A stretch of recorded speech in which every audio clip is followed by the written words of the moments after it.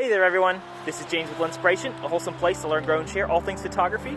I'm out here shooting schoolhouses in the wintertime in Connecticut. I wanted to talk a little bit about tripods. The tripod I currently have is what I call a Wal Mart tripod. And this thing is not exactly the most sturdy tripod in the world, but it's fairly cheap in what most people have.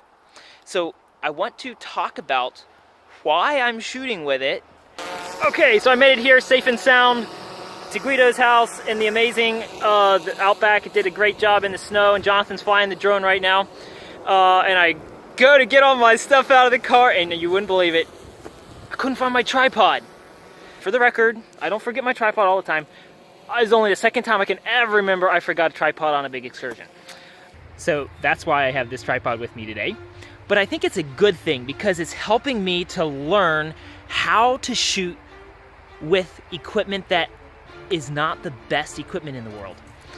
So my brother had this Velbon CX thingy, and so I'm learning a lot of things.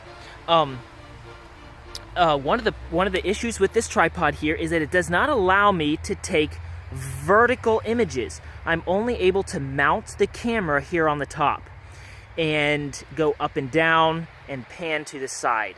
I cannot move that plate up to shoot a vertical shot. And that can be a problem when you're trying to shoot the cover of a magazine. They're usually vertical. So I have to change the way I shoot based on the tripod that I have here. Thankfully today is very bright and it's in the middle of the day, so I don't have to use this tripod.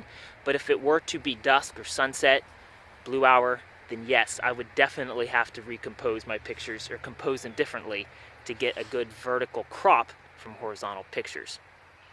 Another thing about this tripod here is instead of having one knob to loosen and go in any direction, I need to loosen this knob to pan up and down, and I need to loosen this knob right here to be able to pan side to side.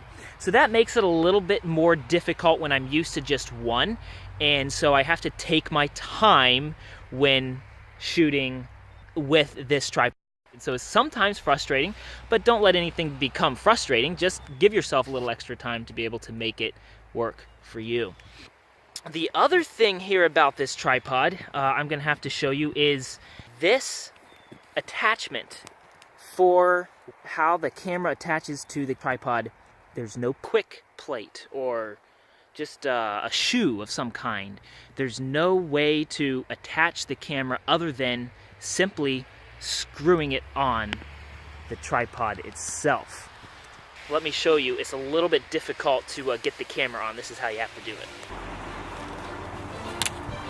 You have to close that up, screw this down tight so it won't move around, and then I have my screw right here, just screws into the bottom of the camera and just tighten it down as tight as I can do it. And so then you have your tripod and you can take pictures with it. Just one final thing with using this tripod is the legs. It's a little difficult to spread them apart any further than, I guess, a typical 45-degree angle. I'm not sure exactly what that angle is, but you can't open it up any further. You can't use it on tough, rugged terrain. You just have to use it on, flats. Basically, it's easiest to use on flat surfaces. So, and then the locks are a little bit difficult to unloosen and tighten and stuff. But other than that, I'm very grateful for a solid surface. I'm just extra careful because with the 2-second timer and stuff, it's not carbon fiber, so it doesn't absorb bumps.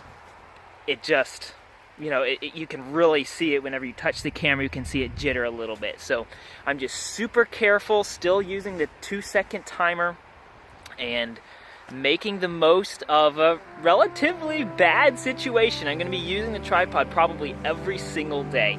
But I'm looking forward to seeing if I can use it, even though it's not the pro version, it's just your normal Wal Mart tripod. I'm gonna try to make it work for this excursion here in Connecticut. All right, thank you guys for watching. Hope you learned a lot. Keep learning with Lenspiration, and we'll see you next time.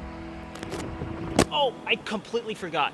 There were two more things I wanted to mention about the Wal Mart tripod. This is not very high. When you buy a tripod at a Walmart, if you get a cheap tripod, just get the taller ones. Usually are going to be just barely the right height. The second thing was, it's super important when you're using a tripod that the tripod is level. And guess what? This tripod does not have a bubble level, and the head doesn't have a bubble level either.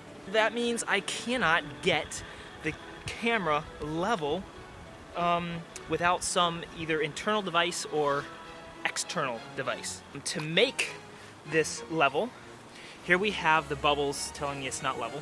So in order to get it level, what I've been doing this week is just taking the legs and reducing the height of whichever leg is needed to make that camera actually level. And those are the only two things I wanted to mention. If you're using a Wal Mart tripod, just make sure that you get the tallest one as you possibly can, and then just make sure that it has a bubble level, or that you bring a bubble level of your own so that it can be nice and level whenever you're shooting from the tripod.